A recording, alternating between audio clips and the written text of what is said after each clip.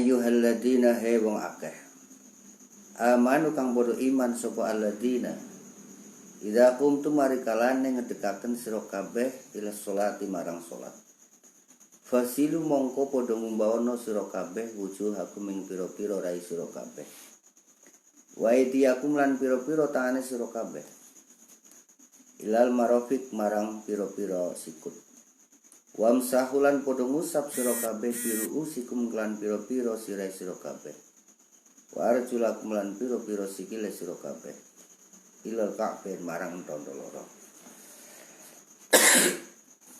Surat Al-Maidah ayat 6. Jadi ayat ini para ulama sepakat ayat yang menunjukkan perintah tentang wudu. Dalam ayat ini disebutkan, ya ayyuhalladzina amanu idza qumtum ila sholati faghsilu wujuhakum wa aydiyakum ilal marafiq wamsahu bi ru'usikum wa arjulakum ilal ka'bain. He wong sing do iman, nek sliramu kabeh arep ngedekaken salat. Kumbawana raimu, kumbawana tanganmu tekan sikut, usapono sirahmu, kumbawana samparanmu tekan tondo. Kemudian para ulama mujtahid di dalam memahami ayat ini berbeda-beda pendapat. Terutama di dalam menentukan fardune wudu, kemudian di dalam ngusap kepala dan yang lainnya.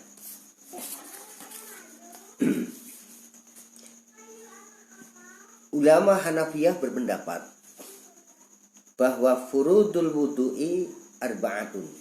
Ini sesuai dengan tekstual di dalam ayat Al-Quran surat Al-Maidah ayat 6.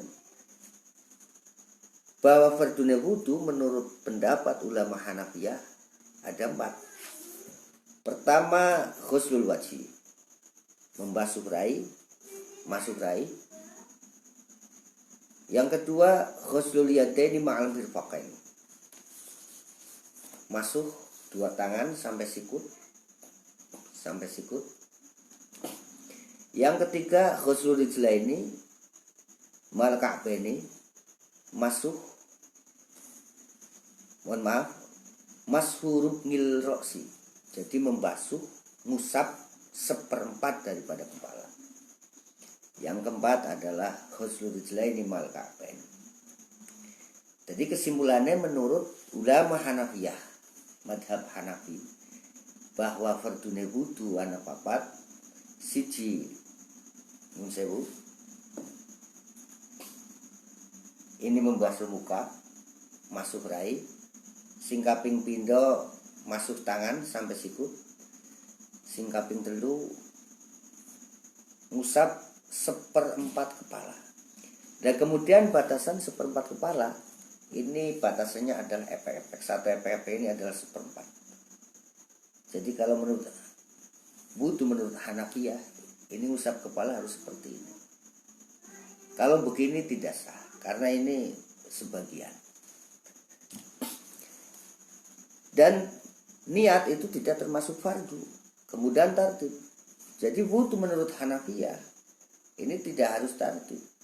Jadi pertama wudu langsung misalnya tangan, kemudian muka, kemudian kaki, itu boleh-boleh aja. Karena menurut pendapat Hanafiyah berdasarkan ayat surat Al-Maidah ayat 6 bahwa di sini menggunakan wawu, ya ayyuhalladzina amanu idza qumtum ila sholati faghsilu wujuhakum wa aydiyakum. Nah, wawu ini maknanya mutlak jami, jadi tidak tartib. Menurut pendapat Malikiyah, furudul wudu'i sab'atun. Fardune wudu menurut Imam Malik atau madhab Malikiyah Hanafi itu, yang pertama niat, yang kedua ghuslul wajhi, basuh rai, muka, yang ketiga ghuslul yadaini ma'al mirfaqain, hampir sama. Yang keempat mashu jami roksi, jadi keseluruhan. Kalau menurut pendapat Imam Malik, bahwa di dalam ngusap kepala itu seluruh, jadi harus begini.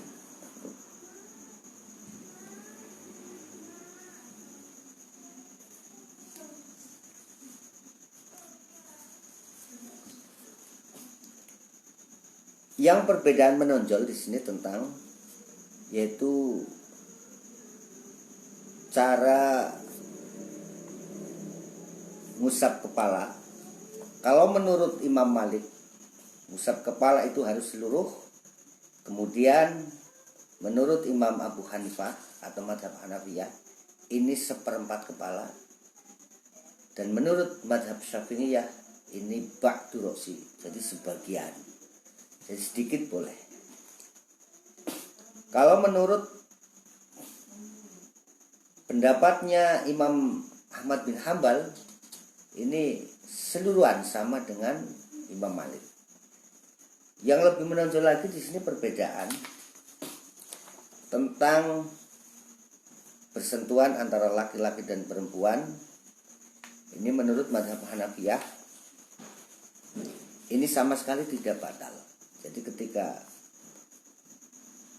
orang sudah berwudu, bersentuhan tanpa ada satir, aling-aling antara laki-laki dan perempuan, baik mahram atau bukan mahram, ini tidak membatalkan. Ini menurut mazhab Hanafiyah. Kemudian menurut mazhab Malikiyah, orang bersentuhan antara laki-laki dan perempuan, kalau memang di dalam menyentuh ini ada unsur kesengajaan atau ada syahwat, itu batal. Tetapi apabila tidak ada syahwat, tidak ada unsur kesengajaan, itu tidak membatalkan. Dan menurut Imam Syafi'i, bersentuhan baik disengaja atau tidak disengaja antara laki-laki dan perempuan yang sudah berwudu, kalau bukan mahram itu membatalkan. Tapi ketika mahram itu tidak membatalkan. Dan ada batasan, walaupun orang yang bukan mahramnya itu adalah batasan hadis syahwah. Jadi yang sudah ngepeng ini, kalau sama anak kecil tidak membatalkan. Kemudian menurut Imam Ahmad bin Hambal, ini bersentuhan antara laki-laki dan perempuan, bahkan ini lebih kenceng lagi ini. La farqa bainal ajnabiyyah wal mahram. Tidak ada perbedaan antara perempuan lain dan mahram. Wala farqa baina saghiratin aw kabiratin. Tidak ada perbedaan antara perempuan yang masih kecil dan perempuan yang sudah besar. La farqa baina hayatin wa maitatin. Dan tidak ada perbedaan antara perempuan yang masih hidup dan sudah jadi mayit atau meninggal. Jadi kalau menurut pendapat Imam Ahmad bin Hambal, apabila ada jenazah perempuan sudah disucikan, kemudian disentuh laki-laki, itu batal, harus diwudu lagi. Tetapi menurut Imam Syafi'i, ketika antara laki-laki dan perempuan, seumpama ada jenazah perempuan disentuh sama laki-laki, setelah laki itu sudah wudu, itu yang batal orang yang hidup. Kalau menurut Imam Ahmad bin Hambal, itu baik yang masih hidup atau yang sudah meninggal sama-sama batal. Dan tidak mengenal apakah itu mahram atau bukan mahram, atau masih kecil atau sudah besar, ini sama-sama membatalkan. Jadi secara mutlak bersentuhan laki-laki dan perempuan, baik yang masih hidup atau sudah meninggal, baik perempuan itu yang masih anak-anak atau sudah dewasa, atau perempuan itu perempuan mahram atau bukan mahram, itu semua membatalkan. Ini menurut pendapat Imam Ahmad bin Hanbal.